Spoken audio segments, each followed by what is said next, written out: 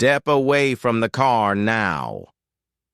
The command cut through the evening air at Harborview Pier as the sun sank into a blood-red horizon. Waves slammed against the docked ships, the wind carried salt and diesel, and for one suspended moment, every sound seemed to freeze. A tall, middle-aged man in a dark suit turned slowly. He didn't flinch. He just looked. His calm stare made the officer pointing the gun frown. Elijah Carter had just left dinner with his daughter, where he'd promised to take his first vacation in 10 years. He only wanted to drive along the coast to breathe, to remind himself that the world could still be peaceful. But to Officer Ryan Blake, sitting in his patrol car 10 meters away, the sight of a black man standing beside a luxury vehicle worth over $100,000 was a red flag. Suspicious suspect, he muttered, hitting the record button before stepping out, hand already resting on his holster. Ryan approached the flashing lights from his cruiser, slicing Elijah's face in half one side, lit the other in shadow. "This your car?" "Yes." "Strange doesn't seem like it fits you." His words dripped with mockery rather than curiosity. Elijah opened his wallet and handed over his papers. Ryan didn't even look. Fake documents mean nothing here. He grabbed Elijah's wrist, twisted it hard, and slammed the man's chest against the hood. The metallic clang mixed with sharp, uneven breaths. A few pedestrians stopped phones, lighting up like fireflies in the fading dusk. "You're making a mistake," Elijah said quietly, his voice eerily composed. "I work for the government." Ryan laughed, a dry, brittle sound. "The government? What city hall janitor?" Then he leaned into the car and popped open the glove compartment. It took only 3 seconds. When he stood, Ryan held up a small plastic bag of white powder. Cocaine. "Thought you could drive a fancy car and stash this inside?" Murmurs rippled through the crowd. A young woman live-streamed in shock. "Oh my God, they're arresting him. He didn't do anything." Elijah lifted his head, his gaze no longer calm but sharp as a blade. "That's not mine, and you know it." Ryan leaned close, whispering like a man savoring victory. "Now you'll know what being a prisoner really feels like." Then came the click of handcuffs, cold and final. At that moment, Maya Brooks, a freelance journalist for the Harborview Post, was leaving a nearby cafe. She heard shouting and ran toward the noise. The scene froze her in place, a distinguished man pinned against a car hood, red and blue lights flashing across his face. Maya raised her camera hands, trembling, but eyes blazing. She could sense this wasn't a routine arrest. Elijah was shoved into the back of the patrol car, his head striking the frame, a thin line of blood forming at his temple.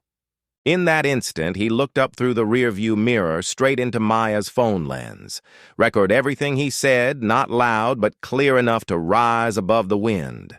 Ryan climbed into the driver's seat, sweat trickling down his neck. He had just arrested a criminal in front of dozens of witnesses, surrounded by cameras. He felt triumphant, certain that video would prove his competence. He didn't know it would become the evidence that destroyed him. The cruiser sped away, leaving the pier in stunned silence. Maya stood, frozen phone still in her hand, her heartbeat pounding in her ears. She replayed the video, watching the man's composed face, the steel in his eyes, his unwavering voice. Then she caught a detail that made her breath hitch. A metal badge had slipped from his suit pocket as he was dragged away, glinting under the harbor lights. The emblem of an eagle with small engraved words, Department of Justice, United States, Attorney General. Her fingers froze, mid-air, eyes widening at the screen. The man handcuffed beneath the setting sun wasn't a criminal. He was the most powerful man in America's justice system. Elijah Carter, the Attorney General of the United States, had just been framed by a small-town cop in broad daylight, and within hours, the entire nation would know. The next morning, the sun rose over the Pacific Ocean, pouring golden light through the glass windows of the Harborview Police Department. In a holding cell on the ground floor, Elijah Carter sat quietly on a metal chair, his hands still cuffed in front of him. He didn't speak, didn't look around. His face, bruised slightly along the cheekbone, still carried the calm expression of a man who knew exactly where he was and what was coming. At the front desk, the duty officer stirred his coffee, muttering, "He claims he works for the government. These drug dealers come up with the wildest stories." Ryan Blake overheard and laughed. "I've met plenty of his kind. Every one of them is innocent, everyone has a good reason. But in the end, it's always lies." He spoke louder, his voice filled with swagger as his colleagues listened. Upstairs, Lieutenant Olivia Tran walked in. She was Asian American, her eyes sharp, her voice steady, like the ticking of a clock. Everyone in the precinct knew she had once worked with Ryan and had reported him for excessive force, a report that later disappeared. Olivia glanced around and asked the clerk quietly, "Where's the man arrested yesterday?" "Room number 3, Lieutenant. Got caught with a bag of powder." "Did the body cam capture everything?" "Yes, but the first part seems to be corrupted. No data." Olivia frowned. She knew that kind of technical glitch all too well. Meanwhile, Ryan was finishing his report, writing each word with confidence.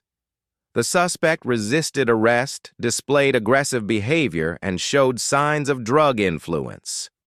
He didn't realize those very words would later turn into the blade pointed back at him. Elijah was brought into the interrogation room. He stood tall, his suit wrinkled, but his eyes unchanged. Ryan shoved a chair forward and smirked. "Good morning, Doctor.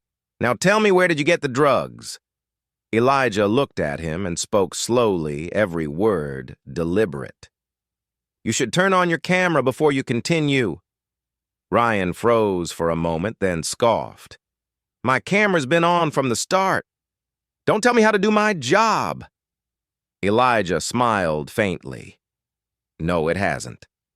And I know that for certain because I'm the one who signed the law requiring officers to keep body cameras on during every arrest." A heavy silence filled the room. Ryan blinked confused, then forced a laugh. "You expect me to believe you're who exactly?" Elijah leaned forward, his gaze steady. "I'm Elijah Carter, the Attorney General of the United States. And you've just made a mistake that could end your career and everyone who tried to cover it up." Ryan went rigid, color draining from his face. He jumped up, slamming his hand on the table. "Enough. You think a few big words will scare me? We've got all the evidence we need." He stormed toward the door, shouting, "Bring in the files." But just then, the clerk ran up and whispered something in his ear that made his face go pale. Out front, the parking lot was filling with black SUVs bearing federal plates. Agents in dark suits were striding through the entrance. Olivia looked down the hallway and saw them head straight for the chief's office. The atmosphere shifted instantly from routine to panic. She recognized that walk, that look. They could only be from the Department of Justice. 5 minutes later, the entire station was silent. The police chief stepped out, face ashen. "Remove Mr. Carter's handcuffs. Now." His voice trembled. Ryan said nothing. When the cuffs came off, Elijah simply rubbed his wrists, neither angry nor arrogant. He looked around and spoke evenly. "I'm not here for revenge. I'm here to see how this system reacts when it realizes it's broken." Olivia stepped closer. "Would you like to see an attorney?" Sir Elijah shook his head. No, but I want internal affairs here immediately, and I need every second of last night's camera footage. Outside, Maya Brooks stood among a crowd of reporters live streaming the arrival of federal vehicles. Comments flooded the feed. That's him, Elijah Carter. They arrested the Attorney General. This is going to be the biggest scandal of the year inside. Ryan sat motionless, his hands clasped tightly, sweat trickling down his neck. He whispered almost to himself, I didn't know I really didn't know. Elijah looked at him, his eyes weary rather than angry. You don't need to know who I am to treat me right. You just need to know where the line of decency is. Outside the window, the thrum of news helicopters filled the air, drowning out every attempt at explanation. And from that moment on, the arrest at Harborview Pier was no longer a personal mistake. It became the spark that ignited the largest police reform investigation in American history. The ocean wind swept through the streets of Harborview as night fell. The glow from nearby buildings shimmered across the dark water, yet no light could erase the heavy tension pressing down on the police station. News had spread like a tidal wave. The Attorney General of the United States, Elijah Carter, had been wrongly arrested, and the entire incident was caught on camera. Inside the emergency meeting room, the air was thick with the smell of coffee and anxiety. The police chief looked around the table, his face drawn. All body cameras pull the footage now. We need to know what really happened. A young officer typed rapidly, sweat forming on his temples. There's a problem, sir. Blake's camera was off for the first 12 minutes. The room fell silent. 12 minutes enough time to fabricate a crime. Lieutenant Olivia Tran stood by the door, her gaze cold. I warned you about this. He's been reported before for turning off his camera during arrests. The chief turned toward Ryan Blake, who sat with his head down, face pale. Start talking. What happened out there? Ryan tried to steady his voice. He was acting suspicious. I followed procedure. His tone cracked under the weight of the lie. The door opened, and Elijah Carter stepped in without invitation. The hallway light reflected in his weary but piercing eyes. Everyone stood at once. He didn't look at anyone except Ryan. You're right, Blake, he said evenly. Procedure should be protected, but only when it's not used to hide wrongdoing. He walked slowly to the table and set down a thick file. Here's a list of 42 arrests you've made in the past 3 years. 80% of those arrested were people of color. 12 of those cases were dismissed for lack of evidence. And they all have one thing in common. The camera was off. Ryan froze, lips trembling, but no words came out. Olivia looked at him, her voice calm yet cutting. You've been doing this so long you thought no one would ever notice. Elijah turned toward the chief. I didn't come here to condemn anyone. I came to prove something I've believed my entire life. Justice only exists when someone is brave enough to face the truth, even when that truth shames us. His tone deepened. I want all body camera footage, all internal reports, and every citizen complaint from the past 5 years. A federal team will arrive tomorrow morning. The chief inhaled deeply, then nodded. He understood that Elijah Carter's authority reached far beyond any badge in that room, and in that moment, respect mingled with fear across every face. Outside, Maya Brooks sat in a cafe across from the precinct laptop open live, streaming to hundreds of thousands of viewers. The comment feed rolled like a storm. Justice at the Pier police reform, now body cam truth. The young reporter knew she was standing at the epicenter of a political earthquake. Adjusting her microphone, she spoke with a clear, steady voice. Ladies and gentlemen, we are witnessing a rare moment in American history when justice itself has been violated and the very man who wrote the law is being tested by the system he built. Inside the precinct, phones rang non-stop. The Department of Justice demanded all files be sent to Washington within 24 hours. Elijah stepped out of the meeting room, the night light casting calm across his face. Olivia followed and asked softly, "Will you stay in Harborview?" He nodded. "Until I'm sure justice isn't buried beneath this sea." Meanwhile, Ryan sat alone in the break room, staring at his empty hands. He remembered the moment he slipped the small bag of white powder under the car seat, a fleeting second long enough for guilt to surface only for him to bury it. Now that guilt had returned, tenfold heavy as stone on his chest. The sound of waves echoed faintly through the window. He realized then, the ocean never stops moving no matter who's being swept away. Across the harbor, Maya closed her camera and looked out at the dark water. She knew that by morning the entire nation would be watching Harborview, not just to see one officer punished, but to see whether justice could survive inside the very system that created it.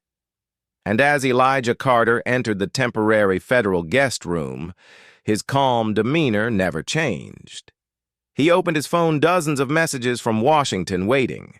He typed only one line in reply: "Activate the audit. It's time for America to look at itself." The next morning, the sky over Harborview was heavy with fog. Seagulls flew low above the harbor, the wind carrying the scent of salt and the distant sound of ship horns. Inside the police station, the air was so tense it felt like it could be cut. A line of black SUVs stood parked in front, the seal of the Department of Justice gleaming under the pale sunlight. Federal agents filled the halls, their cold eyes and steady footsteps echoing like the rhythm of judgment. Elijah Carter walked among them without security, without ceremony. He carried only an old leather briefcase, his posture straight, his expression calm but unreadable. When the conference room door opened, everyone inside the precinct rose to their feet. The police chief swallowed hard, voice trembling. "Mr. Attorney General, sir, we've prepared a report." Elijah placed his briefcase on the table, unlatched it slowly. "Good. I'm not here for excuses. I'm here to see how you respond to the truth." Ryan Blake sat in the corner, his face as pale as ash. He hadn't slept all night. The words Elijah had spoken kept replaying in his mind. "You don't need to know who I am to do what's right." Each time he heard them in his head, his chest tightened as if a hand were squeezing his heart. When the door opened, he forced himself to look up, clinging to the last traces of pride he had left.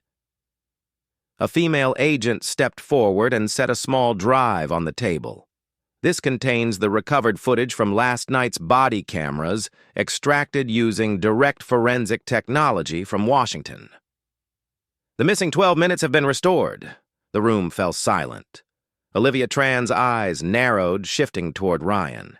He shuddered. Elijah nodded. "Play it." The large screen flickered to life. The footage shook slightly, then steadied. Ryan Blake appeared in frame, his cold voice echoing. "This car doesn't really fit you, does it?" The sound of metal. A shout, and then the moment of truth. Ryan's hand slipped into his pocket and discreetly placed a small bag of white powder beneath the seat. The room went dead silent. No one moved. No one spoke. Elijah's face didn't change. He stared at the screen, his eyes dark with restrained emotion. When the video ended, his voice was calm but struck like a gavel. "That's not just evidence. That's a verdict." Ryan's head dropped. There were no more excuses, no more lies. Guilt pressed against his throat, choking him. He remembered his father, a veteran officer, once saying a cop is supposed to be a mirror son, but even the smallest crack reflects deception. Now, he was that crack. Elijah turned to Olivia. I want every arrest record he's filed in the past 5 years, including all complaints that were buried. Olivia nodded firmly. I'll review each file myself. Elijah's gaze softened slightly. Thank you. I know you tried to stop this before it happened. The door suddenly swung open and a reporter rushed in, Maya Brooks. Officers moved to block her, but Elijah raised a hand. Let her stay. The light always needs a witness. Maya stood off to the side, camera in hand, her thoughts spinning. What she saw before her wasn't just a powerful official, it was a man humiliated, but still choosing a path few would dare to take. Elijah stepped toward the table, his voice low and steady as steel. From this moment, the Harborview Police Department will be under federal oversight. Every file, every piece of evidence will be sealed. Anyone who violated the law will be held accountable regardless of rank. He paused, eyes sweeping across the room. This isn't just about me or about Ryan Blake. It's about the public's faith that justice still exists. The police chief lowered his head. Olivia took a deep breath. Maya, behind her lens, knew she had just captured a moment that would go down in history. As Elijah turned to leave, Ryan suddenly stood and shouted in despair. I only did what everyone else does. I followed the system. Elijah stopped at the doorway, turned back, and replied quietly, but with cutting precision. And that's exactly why this system must be rebuilt. Outside, the Harborview sky was clearing. A crowd had gathered at the station gates holding signs that read, Justice at the Pier. No more lies. Their chants rose and merged with the sound of crashing waves like the heartbeat of a city awakening. Elijah stood still for a moment, looking out toward the sea. In the pale morning light, his face reflected both exhaustion and resolve. In his mind, one thought echoed. The real battle has only just begun. On Monday morning, the city of Harborview awoke under a blanket of thick fog, but inside the police station, no one had the calmness to sip their usual cup of coffee. Everyone knew the situation was far beyond control. The black federal SUVs still lined the front entrance, and across every desk, old case files were being reopened, illuminated by the very light they had tried to avoid for years. Elijah Carter sat in the temporary Department of Justice office set up inside the precinct, his eyes fixed on a monitor displaying dozens of lines of data. Each line represented an arrest, a person, a forgotten story. He quietly reviewed every recording, every report. Almost all shared one common detail: the camera had been turned off at the critical moment. And they all bore the same name, Ryan Blake. Special Agent Malik Price entered, his face drawn after a sleepless night combing through data. Sir, we found a matching pattern in the internal affairs records. 37 instances of edited body camera footage, all accessed from Blake's login credentials. He placed a small hard drive on the table. This is direct evidence.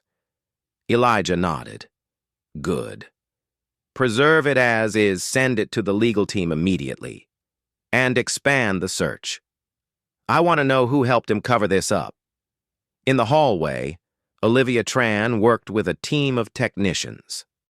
Her face hardened as she spotted a familiar name in the list of dismissed complaints, the supervising officer, the one who had signed her transfer out of internal affairs 2 years earlier. Her fists clenched. The truth was coming back to collect a debt the system owed her. Meanwhile, Ryan Blake sat in isolation under suspension, guarded by 2 federal agents. The cold light above cast harsh shadows on his exhausted face. No one spoke to him. His phone was confiscated, his badge taken. Every minute felt like an unspoken verdict.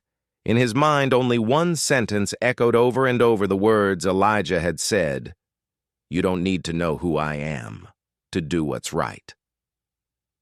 Across the city, Maya Brooks sat in the newsroom, eyes glued to her laptop screen. The video of the arrest had surpassed 10 million views, dominating every morning broadcast. Major outlets kept calling, but she replied simply, "I have no comment. Let the video speak for itself." She opened her new article draft, "Justice at the Pier When Justice Was Bound," and truth was filmed. In it, she didn't focus on the downfall of a single officer, but on the power of transparency, the change a small camera could bring to an entire nation. By noon, Elijah chaired the first meeting of the Federal Investigative Task Force. Dozens of officers, prosecutors, and technical experts filled the room. He began speaking slowly, his voice steady and deliberate. "We are not just investigating one man. We are investigating a culture, a habit that has taken root where power becomes privilege and privilege turns into a weapon." He paused, meeting every gaze around the table. "If any of you think this is about a single corrupt cop, you should leave now. This is about America." The room went silent. Malik nodded slightly. Olivia sat straighter. Each person felt the weight of the mission and the shame of realizing how easily justice had faded in the hands of those meant to protect it. That afternoon in the archives, Olivia discovered something unusual. A redacted report dated 3 years earlier, an arrest of a black physician accused of possessing narcotics, later released for lack of evidence. She opened the photo file, and her heart clenched. The man in the picture was her brother, the one who had lost his reputation and left medicine after that incident. Olivia stood motionless, tears welling, but refusing to fall.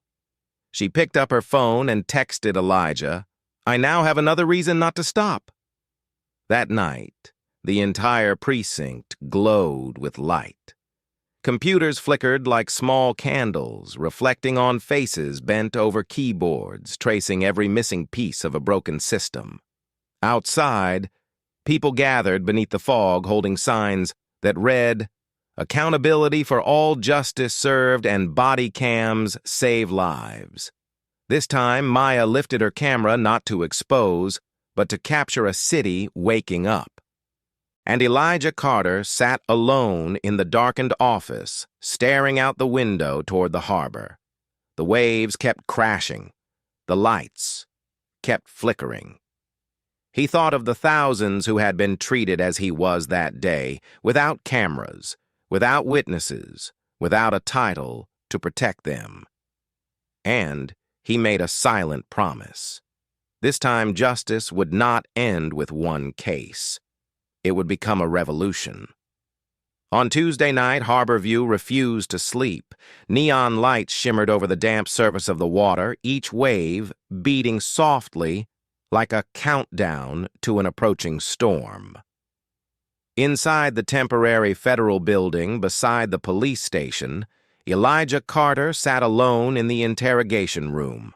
Across the table, Ryan Blake entered, his wrists cuffed, dark circles under his eyes, his expression a fragile mix of confusion and defiance.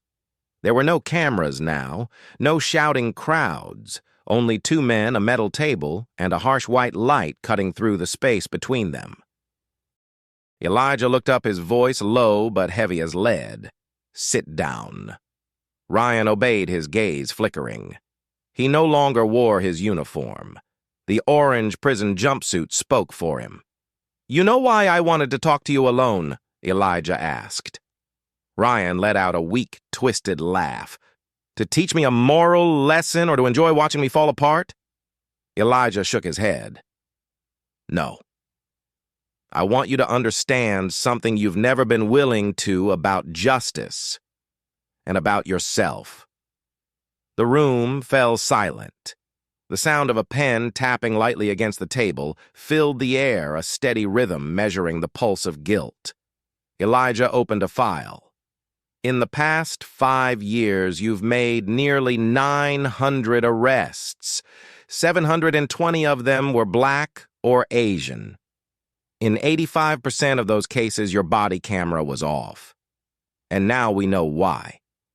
He slid the folder toward Ryan. "You built a world where victims looked like criminals and criminals called themselves protectors." Ryan stared down for a long moment before speaking quietly. "I only did what I was taught." Elijah tilted his head slightly, his eyes sharp. "Taught who taught you to plant drugs in an innocent man's car?" Ryan's voice cracked as he bit his lip. "No one. But everyone did it. They just didn't get caught." He looked up desperate. "I saw colleagues beat people and rewrite the reports. I saw superiors make complaints disappear. I thought it was normal." Elijah's voice was steady, almost calm. "And every time you thought that a piece of justice died?" The air thickened. Ryan clenched his fists. "Fine, I was wrong, okay? But you don't understand what it's like out there. We don't have choices. A quiet neighborhood, a closed case, that's how we're measured. If I hadn't done it, someone else would have." Elijah nodded slowly, then spoke in a quiet voice that cut through the room. "The only difference is someone else didn't arrest the Attorney General." Ryan flinched, unable to meet his gaze. Elijah leaned forward, his tone dropping even lower, pulling the man back into the weight of his own guilt. "Do you think I'm here for revenge? No. I want you to understand that what you didn't just destroy lives. It murdered the nation's faith. When a police officer turns the law into a weapon, every innocent person learns to live in fear. And when that fear becomes normal, freedom no longer exists." Ryan said nothing, his head hanging low. He wanted to argue, but something inside him had broken not pride, but the raw realization of who he had become. A man who once believed power was proof of justice, now seeing that he had been nothing more than a tool for prejudice. Elijah stood closing the file. "You will face trial, and you will be sentenced, just like the thousands you wrongfully condemned. But I still want your cooperation. Give me the names of those involved, the ones who helped you hide the truth." Ryan lifted his eyes, red and hollow. "If I talk, I'm dead." Elijah replied calmly, "If you stay silent, justice dies.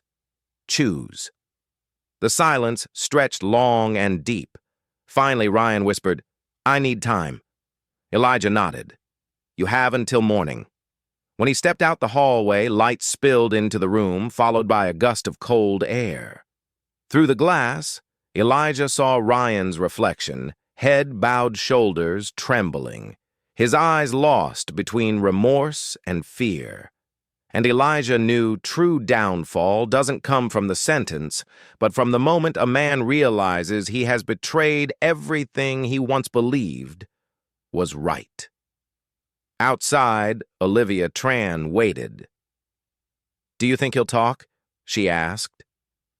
Elijah looked toward the harbor lights flickering in the distance.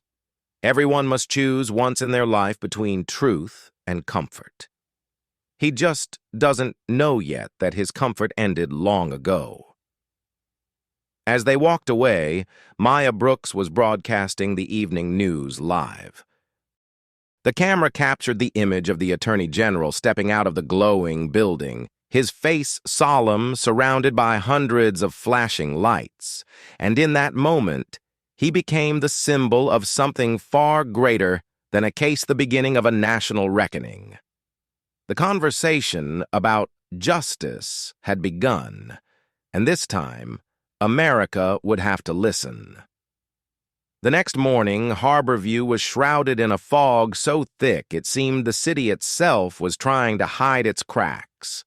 While the media flooded every headline with news of the biggest police scandal of the decade, Elijah Carter began an emergency meeting with the federal investigation team at the temporary data center. On the massive screen before him, numbers flickered non-stop. Hundreds of files, thousands of complaints, every suspicious arrest coming into view. "What do we have?" Elijah asked. Malik Price, the lead technical agent, pointed to a graph. "Sir, we've reviewed 3 years of data. There are at least 612 arrests, following the same behavioral pattern. Body cameras turned off conveniently discovered evidence and victims from minority communities. This isn't human error. It's an operational model." The room fell silent. Olivia Tran crossed her arms, her tone steady, but her eyes burning. "So we're talking about a system built to manipulate evidence." Elijah nodded. "Not just manipulation, a culture." He gestured toward the screen where a map of the city appeared dotted in red. Each dot represents a person who was treated like a criminal because of their color or their appearance. And now they finally have a chance to be heard. Maya Brooks entered with a thick folder in her hands, her voice trembling with urgency. "I have a list of witnesses ready to come forward, people who were framed by Ryan Blake or his partners. They're waiting to tell their stories." Elijah looked at her, nodded slightly. "Bring them in, but ensure full protection. From now on, this isn't just about Ryan Blake. The entire system will face judgment." Meanwhile, in federal detention, Ryan sat across from his appointed public defender. His face was gaunt, his eyes lifeless. On the table lay the latest statement he had yet to sign. The lawyer spoke quietly. "If you cooperate, the Department of Justice might recommend leniency." Ryan stared down at his hands. "Leniency doesn't erase what I've done. But if I talk, they'll silence me." He looked up, voice hoarse. "Does Carter really believe he can change anything?" The lawyer hesitated, then said, "I think he does. And maybe for the first time, someone powerful enough actually can."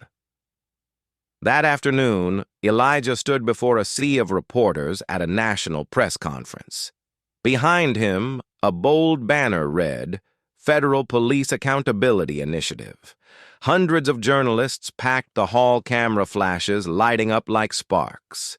Elijah stood at the podium, the light catching his face, steady, resolute. What happened in Harborview was not an accident, he declared, his voice firm as steel. It was the result of neglect, prejudice, and unchecked power. From this day forward, every police department receiving federal funding will be required to release body camera data, arrest reports, and complaint statistics. No more shadows for the truth to hide in. In the crowd, Maya took notes rapidly. Behind the curtain, Olivia watched, her eyes bright with both pride and pain. She knew that what Elijah was doing wasn't just reform, it was redefining the foundation of justice itself. As the press conference ended, a reporter called out, "Mr. Attorney General, do you really think you can win this fight? One man against an entire system." Elijah paused, turned, and a faint smile crossed his face. "I'm not fighting the system," he said softly. "I'm trying to save it before it destroys itself." That evening, Maya's special feature aired on the national network. Her voice opened the broadcast, calm, yet powerful. In Harborview, a man was handcuffed for possessing something others believed he didn't deserve his dignity. But in that same place, justice found its voice. The footage cut between images of Elijah on stage, Ryan Blake bowing his head, and people of color recounting their humiliation. Her closing narration echoed like a warning and a promise: justice doesn't appear on its own. It needs someone brave enough to stand for it. When the broadcast ended, America erupted in debate. Some cheered, others raged, but everyone was forced to look closer. And in Harborview, in a small room near the docks, Elijah Carter stared through the window as city lights shimmered across the water. He didn't see victory, only the long road ahead. But this time, at least, he wasn't walking it alone. In the distance, patrol lights moved slowly through the mist, their glow no longer searching for guilt, but finally beginning to illuminate the very hands that once held the power to judge. On Friday morning, the federal courthouse in San Vicente, the state capital, was packed to capacity. Long lines of reporters, lawyers, law students, and ordinary citizens stretched outside, all waiting to witness the trial now known as the Harborview case. Inside, tension hung thick in the air. Attorney General Elijah Carter sat in the front row for the prosecution, flanked by federal agents. Across the courtroom, Ryan Blake, the former Harborview police officer, sat with his head bowed, his hands clasped tightly together. The bright orange prison jumpsuit stood out starkly against the sterile white light of the courtroom. Judge Evelyn Ross struck her gavel. Court is now in session. Her voice, firm and resonant, cut through the murmur of the crowd. Prosecutor Linda Choi rose to begin. Your Honor, this case is not only about a police officer who abused his power. It's about a system that allowed it to happen again and again until one of its victims became the only person capable of holding it accountable. On the large screen behind her, the body camera footage began to play. The moment Ryan Blake slipped the small bag of white powder under Elijah's car seat, filled the courtroom with silence. The mechanical sounds, the clink of metal, and Ryan's shouted orders replayed in slow motion, echoing through the room. Elijah's eyes never left the screen, his expression not that of a victim, but of a man watching his own warnings materialize before his eyes. Among the audience, Maya Brooks scribbled every detail into her notebook. She had brought dozens of witnesses here, people once wrongfully arrested who had lost jobs, reputations, even families. They sat in a single long row, their faces weary, but their eyes glimmering when the footage ended. Ryan's defense attorney rose, trying to steady his voice. Your Honor, my client does not deny his misconduct, but he is a product of a flawed system, one built on quotas and bias passed down by superiors. Ryan Blake is not the only monster in this room. The words sent a murmur through the crowd. Elijah remained still, though his hand clenched slightly. Judge Ross responded sharply. The court will consider all circumstances, but we cannot allow the injustice of a system to become an excuse for crime. Then came the moment everyone had been waiting for. Elijah Carter was called to the stand. The courtroom rose to its feet as he approached. His posture was calm, his voice quiet but carrying power. I am not here to relive my humiliation, he began. I am here to speak for the thousands who never had the chance to stand here. The ones who were never filmed, who had no title to defend themselves, who had no media to tell their story. When I was handcuffed, I thought of them people who were treated like I was, but whose names no one will ever know. He paused, looking directly at Ryan. I don't hate you. I hate the arrogance that made you believe justice was a privilege reserved for some. You are a reflection of an entire culture, one where prejudice became an unspoken law. But I am not here to end you. I am here to end that culture. The room went silent. Maya's eyes welled with tears, and Olivia, sitting among the witnesses, lowered her head, her hands trembling. That afternoon, the testimony shifted to the victims. A middle-aged man stepped forward, Dr. Michael Turner, who had once been arrested for possession of illegal drugs while driving home from the hospital. Holding up a photo of his young daughter, his voice quivered. "I was detained for 2 days. My photo was posted online as a criminal. When I was released, the hospital suspended me, claiming I had lost credibility." My daughter asked, "Daddy, what did you do wrong?" I didn't know how to answer, but today, thanks to Mr. Carter, I can finally say, Daddy did nothing wrong. None of us did. Applause broke out, despite the judge's gavel calling for order. Ryan lowered his head, tears dripping onto his trembling hands. For the first time during the entire trial, he had no defense left. As the day drew to a close after all the testimonies were heard, Judge Ross called for recess before deliberation. She looked toward the front row. "Attorney General Carter Y. will give you the final word. If justice could be defined in a single sentence, what would you say?" Elijah lifted his gaze, his tone steady and resonant. "Justice is not punishment. It is the memory of a nation for what it once allowed to happen and the promise that it will never happen again." The entire courtroom rose to its feet. Hundreds of flashes lit the air like lightning. Maya Brooks drew a deep breath, realizing she was witnessing history being written. That night, the national news opened with the headline, "The Harborview Verdict Will Redefine Police Reform in America." The footage intercut between Ryan being escorted from the courthouse, Elijah walking away in silence, and the cheering crowd outside chanting, "Justice served." But for Elijah, it wasn't an ending. He returned to his temporary office, sitting by the window as city lights flickered beyond the rain-streaked glass. On his desk lay a new folder, 12 more police departments flagged for tampering with evidence and body camera data. He opened it, sighed softly. The battle was far from over. It had only entered its next phase. The door opened and Olivia stepped in. "You're going to keep going, aren't you?" Elijah looked at her, his eyes calm.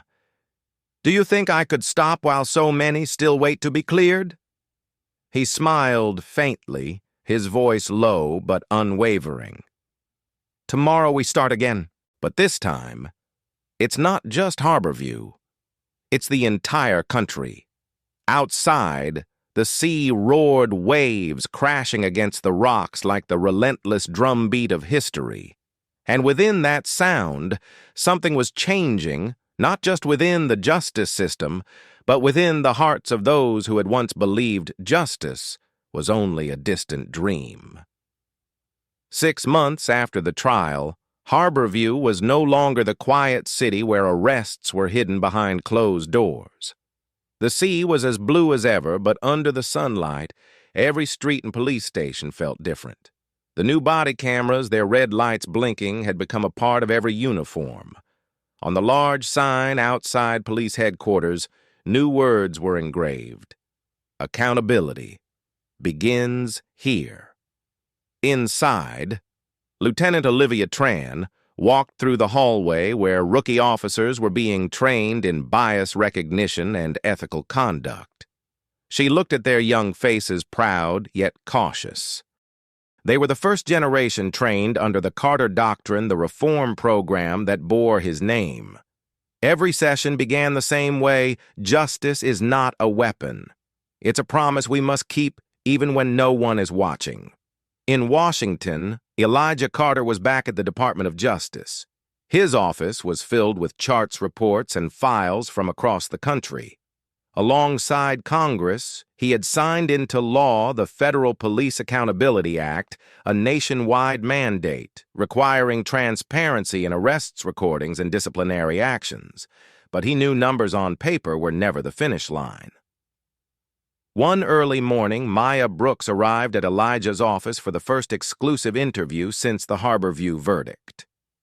She carried her old notebook, still small in stature, but with bright eyes and a steady voice. Elijah smiled faintly when he saw her. "You haven't taken a single day off since that case, have you?" Maya replied. Justice doesn't take days off, sir. They both laughed. Though behind the laughter was a weariness, only those who had survived a storm could understand. Maya turned on her recorder. Attorney General Carter, people call Harborview the earthquake that forced an entire system to change. Do you believe justice has been restored? Elijah paused for a few seconds before answering. Justice can't be restored by a single verdict. It must be nurtured in every training session and every small decision an officer makes when they face a real human being, not a file. Maya nodded, scribbling quickly. Then what keeps you going?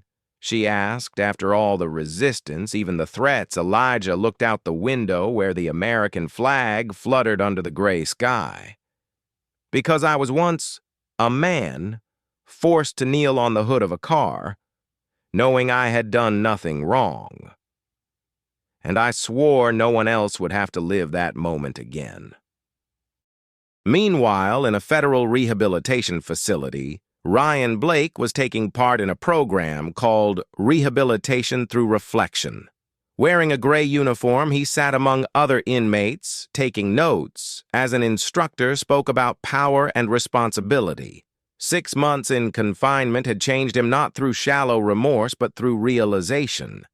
In his journal, he wrote, "The day I arrested him, I thought strength meant control. Now I understand true strength is restraint." He filed a request to cooperate with the Department of Justice, offering testimony and documents exposing the network of officers who had protected him. Elijah approved it not out of mercy, but because he knew no reform could succeed without facing the wound head-on.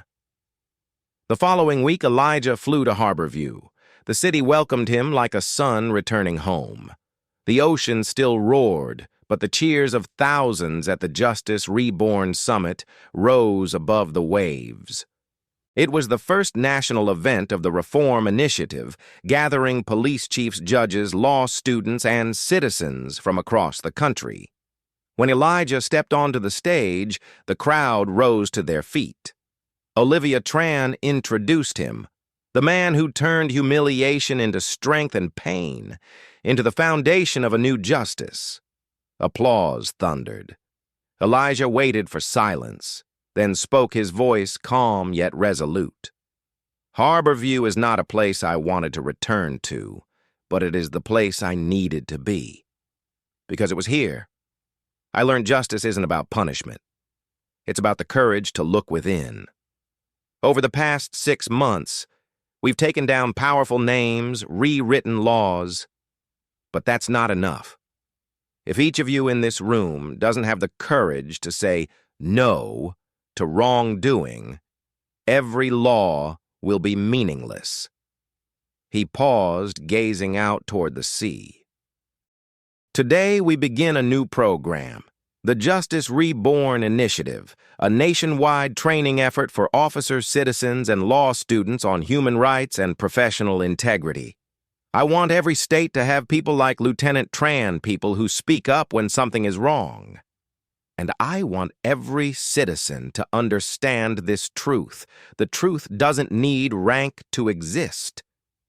From below, Maya captured every frame. She could feel the energy in the hall shift, a force both fierce and calm. Hundreds of hands lifted in a pledge. Olivia looked at Elijah, her eyes glowing with quiet conviction. When the speech ended, the crowd moved toward the harbor, the very place where Elijah had once been handcuffed.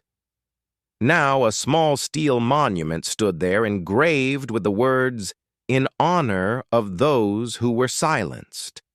Justice delayed is not justice denied. Elijah stood before it beside Maya and Olivia. The sound of waves felt like the rhythm of memory. He bowed his head and placed a rusted pair of handcuffs, the same ones that had bound him a year before, onto the monument. "It served its purpose," he said softly. Olivia asked, "What purpose?" Sir Elijah replied. "To remind me that justice too must be set free." That evening in a seaside cafe, Maya sat alone, finishing her report. She wrote, When one person is mistaken for a criminal, an entire nation is forced to confront its reflection. Harborview was once a wound. Now it has become the heartbeat of justice. But justice doesn't live in offices or courts. It lives in the small choices we make when we choose respect over prejudice. Outside, the harbor lights shimmered on the water, reflecting Elijah, speaking with a group of young law students. He didn't know that millions across America were watching his speech broadcast live. Amid the storm of debate and politics, it was that simple image, a man by the sea, speaking about truth and courage, that rekindled a nation's faith in justice. That night, Harborview was no longer just the birthplace of a scandal. It became a symbol, a place where justice, though once buried, had found its way back to the surface. And beneath the dim glow of the harbor lights, Elijah Carter closed his eyes, letting the ocean wind carry the words he once spoke in court. Justice doesn't have to win every battle, it only has to be remembered. A year had passed since the court sentenced Ryan Blake and set in motion the largest police reform in American history. That summer, Harborview shone brighter than ever.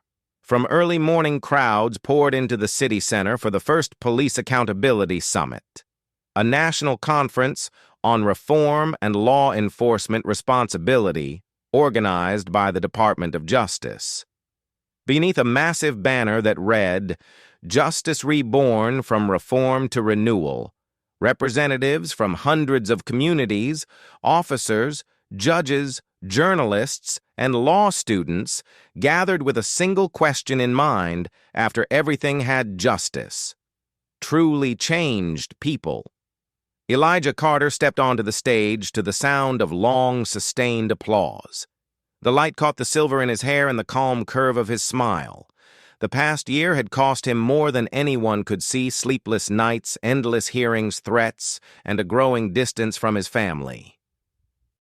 But today, he knew he stood in a moment that made every sacrifice worthwhile. He looked across the hall at the faces of Olivia Tran Maya Brooks and hundreds of young officers watching him. A year ago, he began. "I was handcuffed on this very street. A year later, I stand here to witness the birth of a new generation, people who believe that justice is not punishment, but the courage to confront what's wrong and make it right." He paused. The air in the auditorium tightened. When we talk about justice, do not think of it as something distant. Justice is when a citizen no longer fears the police. It is when a police officer no longer has to choose between loyalty and conscience. It is when a child can grow up knowing that the color of their skin does not define their worth. That is justice simple, but it takes a lifetime to achieve.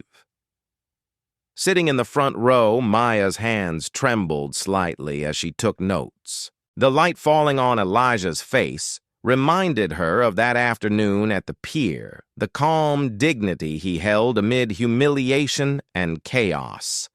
Back then, she thought she was just filming a scandal. She never imagined that video would ignite a national movement. Now she was no longer just a reporter, but a witness to a nation's transformation. Beside her, Olivia Tran sat upright in her new uniform. The silver badge on her shoulder read, "Training Division Chief." She was the first person Elijah had appointed to lead the nationwide bias recognition program, requiring every new recruit to confront their own prejudice before they were allowed to wear a badge or carry a gun. When Elijah mentioned her in his speech, his gaze lingered an acknowledgement and a silent tribute to the woman who had dared to cross the line between silence and courage. Elijah ended his address in a voice both warm and solemn, almost like a confession. Justice has no finish line. It is a journey each generation must continue. And when one person is treated unjustly, it is not just their tragedy, it is a test For all of us. The room erupted in applause. People rose to their feet not merely to honor him, but to acknowledge that justice, at least for today, had found its voice. That afternoon, Elijah left the summit and returned to the old harbor. The sea breeze carried the taste of salt and the sound of waves breaking against the rocks. He walked along the stone path where 1 year earlier he had been forced to the ground at gunpoint. Now the area was enclosed by clear glass railings with a steel monument at the center bearing the inscription, "In honor of those who were silenced. May their truth be the wave that never stops." Elijah stood there for a long time. Around him, tourists snapped photos, while school children read the words aloud with curiosity. A black boy no older than 8 looked up at his mother. "Mom, what did the man who was arrested here do wrong?" She smiled and placed a hand on his shoulder. "Nothing, son. He taught the whole country to stand for what's right even when no one believes you." Elijah watched them, warmth and sorrow flickering in his eyes. He realized those simple words carried more power than any speech he could give. Olivia joined him, handing over an envelope.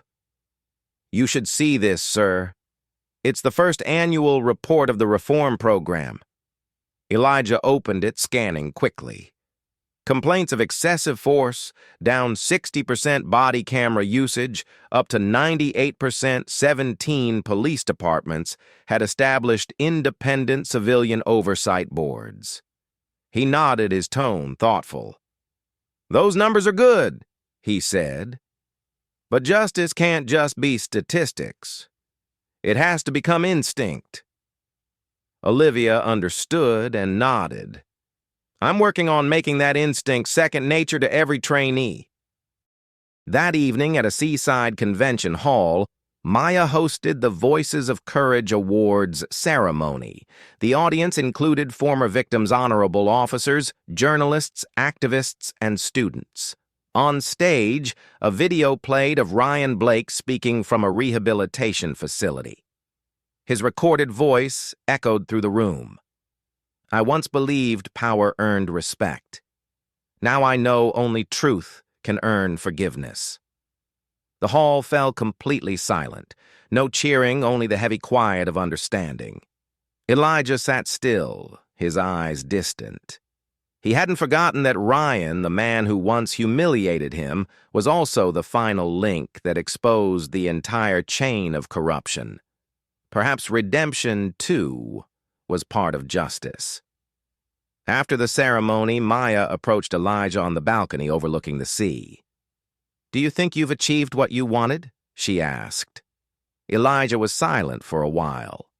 "Not yet," he said softly. "Because justice is never enough. But at least today it's alive." "And do you have any regrets?" He turned toward her with a faint smile. "No. Though sometimes I wish I'd never stepped out of my car that day. But without that moment, maybe both I and this country would still be asleep in our blindness." The sky deepened into night, the waves steady, the city lights glimmering across the water like drifting stars. From afar, church bells mingled with faint music from the hall. Olivia approached, carrying 3 paper cups of coffee. "I think we've earned one quiet night." Elijah laughed, his voice hoarse with exhaustion. "Just one. Tomorrow I'm flying back to Washington." Maya looked up at the sky. "Do you notice Harborview isn't afraid anymore? People talk to police like they talk to neighbors." Elijah glanced toward the waterfront, where a few young officers were helping elderly citizens cross the street. He nodded gently. "That's what I wanted to see." The 3 stood together in silence. Only the sound of waves and wind filled the air, the distant searchlights casting soft reflections across their faces. 3 people once divided by prejudice, now sharing a rare moment of peace. As they walked away from the pier, Maya turned back one last time. She lifted her camera toward the monument and spoke, her voice clear and soft. 1 year ago, right here, a man was handcuffed simply because his skin was darker than those around him. Today, this place stands as a symbol of freedom, truth, and courage. Justice is not a miracle. It is born from those who dare not to be silent. She turned off her camera. Late that night, when the crowds were gone, Elijah returned alone. He sat on the stone steps beside the monument, watching the harbor lights flicker. His phone buzzed a message from his daughter, "Dad, I watched your speech. I'm proud of you. I think Grandma would be too." Elijah smiled. The sea breeze carried a faint laugh mingled with the sound of the waves. He whispered, "Mom, I did it."